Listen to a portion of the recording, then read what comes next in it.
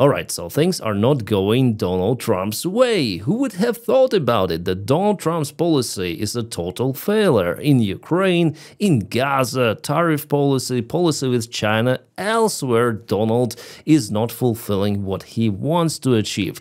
We have this article from Atlantic. Now I would say it's kind of real thing, and a recent meeting between Davydov and Putin really marks that Donny is taco once again. Well, not that hard as before a few months ago, like immediately after Davydov's visit with Putin, Donald Trump would blame Ukraine for not fulfilling some sort of the peace negotiations. But at least here Donny gives some of the percentage that after all Putin is not willing to make a deal. But still Donny hesitates to push Russia really hard. But tomorrow or today, depends when you watch me, is the day of the Russian sanctions intensification that were promised by Donald Trump before. Moreover, Donald Trump said about tariffs applied in the third countries. Well, partially it was like that. Even yesterday, then Donny signed 25% increasement tariffs on India. But honestly, it's not because India is purchasing Russian oil. No, it's because Donald Trump has his own personal interest in those tariffs. And do you really think that Donny would apply tariffs on China? Not at all, not even close, because now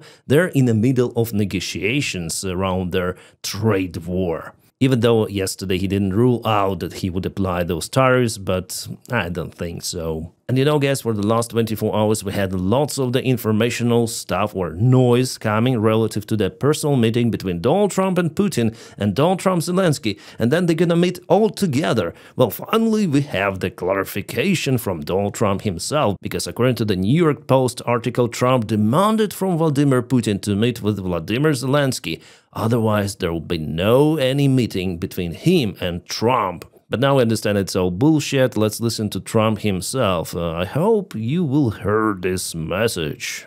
Does Putin have to meet with Zelensky in order and before you and Putin have to meet? Or are you No. Are you so you're willing to? That's actually important because President Putin said this morning he was pretty dismissive of this idea of meeting with President Zelensky. President Putin was. I don't know. I didn't hear him. For you to meet with him, he doesn't have to agree to meet with Zelensky. Is that what you're saying? No, he doesn't. No. So he says that it's not like the option or demand for Putin to meet with Zelensky, to meet later on with Donald Trump. It's like we are playing some sort of the dating simulator or what? Like, fuck. I don't have the words for it. The thing is, and it's not understandable because we are at the slow level and they're at the higher level and they have this information. We understand how Putin thinks, and it is clear, crystal clear, even on my level, that negotiations with Putin are no-go. They will not happen. Not because Donald Trump doesn't want it, and not because Zelensky doesn't want it. Simply Putin wants the war. That's it. That's his goal, to occupy entire Ukraine. And relative to that, I really like the article of the New York Times. Yeah, New York Times, they may post different stuff, but here they bullseye the real issue. So here they say that for Putin, Trump summit is the key to securing Ukraine's goals, his personal ambitions to occupy Ukraine or to establish his own power. He's not interested in occupation, just those bordering regions with Russia. No, he wants the entire Ukraine to be under his jurisdiction. He personally sees Zelensky as his enemy. He wants him to be dismissed, and he wants his puppet government. It was his initial goal, because in February 2022 he sent the ex-Ukrainian president Yanukovych to Belarus for him later on to go to Kiev president's palace and rule Ukraine. That's how Putin thinks. And he's not interested in what Ukrainians might do in this case, because Ukrainians would never accept this kind of the puppet, Russian puppet ruling. It was actually the main reason for Maidan to start in 2013. It went to 2014, and Yanukovych went to Russia. He's living now in Rostov Oblast. So here New York Times said that no changes, absolutely. Putin plays with Donald Trump, that's his goal, and apparently it is working for Putin. Putin wants to extend the war as much as possible, also to extend the uncertainty between him and Donald Trump, those fake negotiations, you know, Donny, you're such a good man, let's make a deal, let's cancel, let's send him Davydov once again, he's such a great guy. So this blah, blah, blah, blah, blah, blah, all the time for months, and could be years. And Donny, sadly, he swallows everything of that. The only positive thing that I told you, that Ukraine gets some new military support from the United States, but European Union countries pay for that.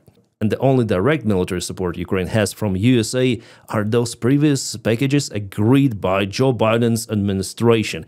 Here I'm not saying that Joe Biden's great. I don't give a about American politics, really. I'm speaking about them because they influence my country. And Joe Biden wasn't perfect guy, but at least he supported Ukraine as he could. And here Trump really shows that he is Taka. Let's look at this pathetic response relative to the deadline for the sanctions. Still stand tomorrow? Is that fluid now that talks are... What? Is your deadline still standing for Vladimir Putin to agree to a ceasefire tomorrow, or is that fluid now? It's going to be up to him. And We're going to see what he has to say. It's going to be up to him. Very disappointed, yeah.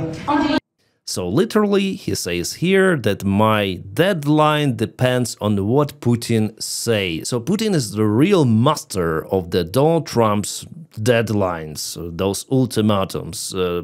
Donny doesn't know what to do here. He threatens Russia. Nuclear submarines, too, deployed somewhere close. You know, I'm the tough guy, but Vitkov went, and Vitkov so satisfied. And he came to Donny and told, "Oh, Donny, Vladimir is such a great man. He promised me this, he promised me that. We're gonna be rich. We will rule the world. Just don't apply sanctions."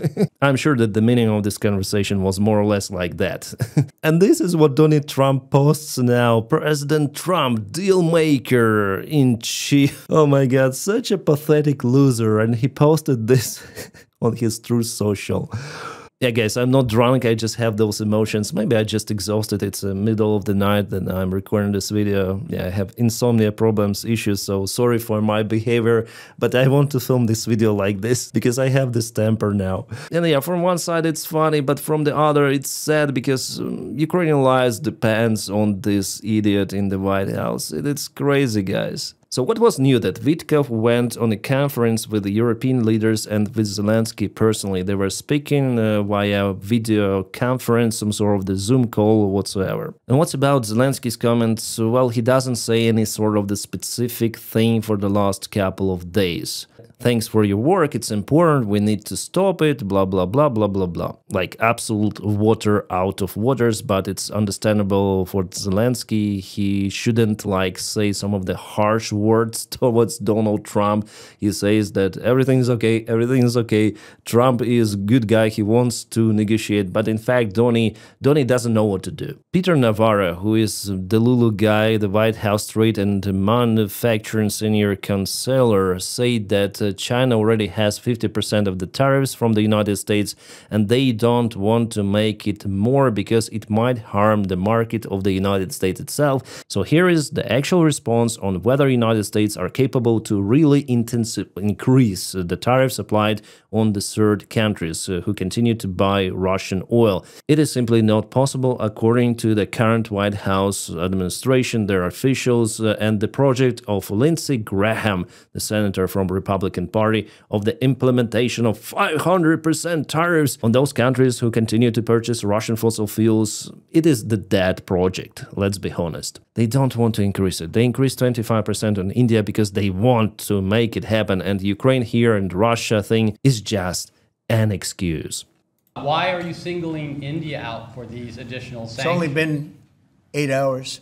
So let's see what happens over the next... Sanctions. So why are you singling out India for those sanctions? Why haven't you applied any sort of the other tariffs on different countries who continue to purchase Russian oil, gas? Well, see what happens, 8 hours, blah, blah, blah. So it was like profitable for him to apply those sanctions on India for whatever reason he thinks about, but he uses the Russian thing to do it. I'm not saying that India is good. No, they continue to purchase Russian oil. And before the war, they didn't do it. They purchased mostly from Saudi Arabia, United States themselves. But now they're focused really on Russia because it's profitable. They don't see like the moral obligation not to purchase the Russian oil. That's what I don't like in India, actually, because they support the Russian war machine. That is what Donald Trump tweeted well before, but it has nothing to do with those extra tariffs he applied, actually. Yeah, sorry guys, I'm trying to keep the line of today's monologue, but the news are coming from all of the places. Let's go back again with a personal meeting between President Putin, dictator Putin and Vladimir Zelensky, the real president of Ukraine. So, Putin said today commented that the meeting is possible with Zelensky, but there should be some certain conditions met before, which are not met yet. Well, I can tell you those conditions, even though he didn't mention those. It's the capitulation of Ukraine. It's denazification, demilitarization, giving up the territories to Russia, even those which are not occupied by the Russian forces. Those are the conditions for Putin to meet with Zelensky. It is understandable like 2 + 2 = 4 here, but Donny is flying elsewhere in his own world, as well as Putin, by the way. I think it's the first time in human history that idiots, buffoons, and total incompetent people are ruling nuclear superpowers. Not a good combination, I might say. Okay, there was the meeting between Indian, some sort of the advisor, and Vladimir Putin today. It happened right after Donald Trump applied some of the extra tariffs on India. So Putin wants to show that he is in a game. They're gonna sell more oil, but actually those extra tariffs could be, after all, harmful for Russia, because India might say, okay, you see, Donny applied tariffs on us, so we'll have to pay 25% more. Give us discount, 25% on your oil, and we're gonna purchase it. Maybe it's gonna be like that. And I was really surprised to see Shoigu at this meeting. Ushakov actually rules the process of negotiations, and he's like this old Soviet KGB dinosaur. His mindset is the same as Putin's, so there is no big difference. And again, news are writing about the Trump demand to Vladimir Putin to meet with Zelensky before his meeting with Trump. Fuck, this is Santa Barbara. But Trump already denied it, as I showed you before. Well, maybe he told like that. Maybe there were negotiations about how to meet, where to meet. Russians, by the way, they're saying that maybe the meeting is going to happen the next week in United Arab Emirates. But Rubio says, no, we are not ready yet. So who to believe, what to believe? They don't know themselves, I'm 100% sure. Some of the Russian and pro-Russian bloggers already say that Trump pushed Zelensky. Zelensky will sign capitulation of Ukraine. Zelensky will be dismissed. Zelensky blah, blah, blah. So everything will be Russia. But no, it's not even close like that. Unfortunately for many, maybe for Donald Trump as well, Ukraine is a sovereign state and it has its own policy. Yeah, we're in a way dependent on the United States military support, but even without the military support, Ukraine will continue to fight for itself. And never ever Zelensky, Ukrainian government, or any other Ukrainian president would agree to give up Ukrainian territories. Well, Ushakov, the guy I told you about, he mentioned that United States proposed something which is okay for Russia. So the proposition which Russia may consider to make some sort of the peace, but they didn't specify what kind of the proposal. Well, Rubio hinted that they discussed the territorial thing about Ukraine. He says territorial exchanges, which Ukraine probably wouldn't like. But as I said, Ukraine will never ever agree to give up its territories. But Ukraine might agree on the current status quo, like let's announce peace on the land, in the air, in the water, for forever, okay, until Russia starts to collapse. So it is actually the profit thing for Ukraine, this long ceasefire at the current status quo, because Ukraine, after all, it has losses, Russia takes more ground, we see little by little they propel forward. So it's more profitable for Ukraine, this ceasefire. But we understand that it's going to be just a temporary ceasefire. Russia will reform its army, Russia will concentrate more forces in a couple of years, and they will attack Ukraine once again, and they will not repeat their previous mistakes in attempt to occupy Kyiv with just how many? There were 80,000 soldiers here deployed. Nothing really. That's why they were ambushed and forced to leave the place. So Russia may deploy 500,000 soldiers and try to occupy Kyiv once again. Why not in this case, yeah? And Putin, he's kind of elderly guy. He will not wait for ages to start this new massive attack on Ukraine. And no, maybe maximum 2 years, I would say like that. But for Donny, ceasefire is okay. He might say that he finished the war, he will obtain the Nobel Prize or something, and it doesn't matter really for him whether Russia Russia starts to attack Ukraine or not. He might say that it's not his war, it's Biden's, or maybe it's the fault of Democrats who fake up Epstein files. He has lots of the excuses. But for Ukraine, as I say to you, the ceasefire is after all profitable, because Ukraine also might build defense lines, reorganize army, be more prepared, because currently the losses are high and there is the risk for Ukraine to lose at least 3 or maybe 4 of the towns, big towns. CNN with their article 5 ways the Russia-Ukraine war could end, and I already mentioned it on my today's stream. So Putin agrees on unconditional ceasefire. They say it's the low probability. I also would say like that. Pragmatism and more talks. It is happening even right now. The talks about peace, endless talks. Ukraine somehow weathers 2 years ahead. It is happening because of the European support mostly. Catastrophe for Ukraine and NATO. Actually, this scenario is, I wouldn't say it's 0%. No, it's kind of probable if Russia really manages to break Ukrainian defense, but they might do it only if they announce a full-scale massive mobilization in Russia and also put their economy on a war rails without any sort of the hesitation. And that is how Russian war machine really might break through Ukrainian defense, go to Ukrainian cities of Dnipro, Zaporizhia, even Kiev could be. Putin has this joker in his sleeve, but this joker might turn and kill him, because mobilization in Russia is not popular at all, so there could be some of the internal clashes in Russia started, especially between the republics with national minorities, if they are being taken one way to Ukraine. Plus, putting economy on a war rails fully will destroy it eventually. So yeah, it's probable, but the probability is very low. Also, here they say that NATO would think to deploy the forces in Ukraine, but finally will not deploy, and Russia will use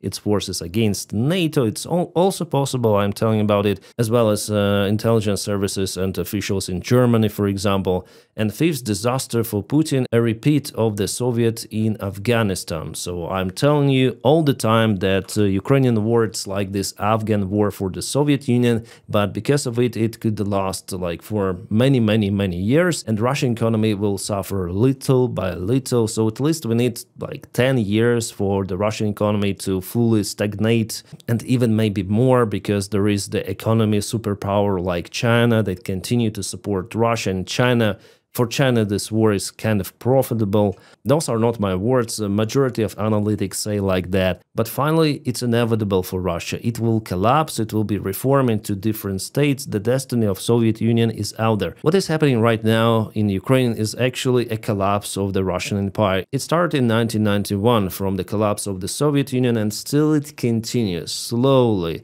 Russia struggles. The Russian Federation is like this angry, ugly monster which has been wounded and still can bite. I mean, nuclear weaponry, right? But it struggles to keep itself all together. So eventually it will collapse, it will kaput. And Russia will be split into different states. I not only believe in that, I'm 100% sure. You know, I read some of the historical books. It's the destiny for any sort of the empire. There is some sort of the source in Poland, Onet.pl, that said some bullshit about the conditions which were offered by United States to the Russian Federation, like ceasefire but no formal peace treaty, de facto recognition of the Russian territorial gains in Ukraine within 49 or 99 years. Why 99 and 49? Why not 48? Lifting the most of the sanctions against Russia in the long term, and the resumption of the energy cooperation in imports of Russia oil and gas, and Ukraine is still allowed to NATO, and also there will be Western military aid.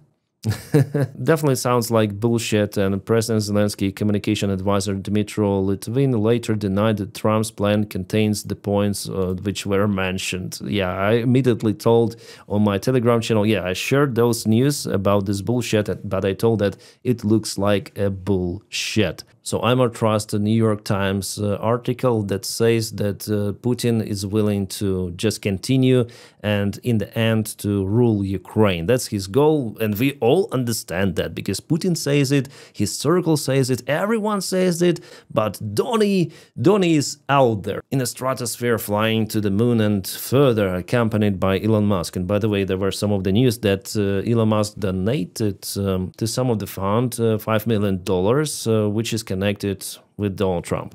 So guys, it's the second video for you today, and before I filmed the frontline updates and the Ukrainian special military operation in Crimea, where Ukraine managed to kaboom the Russian air defense system and lots of the very sophisticated and expensive raiders. Also, you may check other updates, and today I also had a live stream. It was fantastic. Thank you for joining the live stream, and you may check it out in a record over here, yeah, if you're just interested. And thank you guys for your support on Patreon, because by motivating me to film more, you motivate me to film more. Sounds strangely, but it's like that. And thank you so much for your kind support on Patreon. If you don't have the opportunity to support me there financially, just press your like, come on, to this video.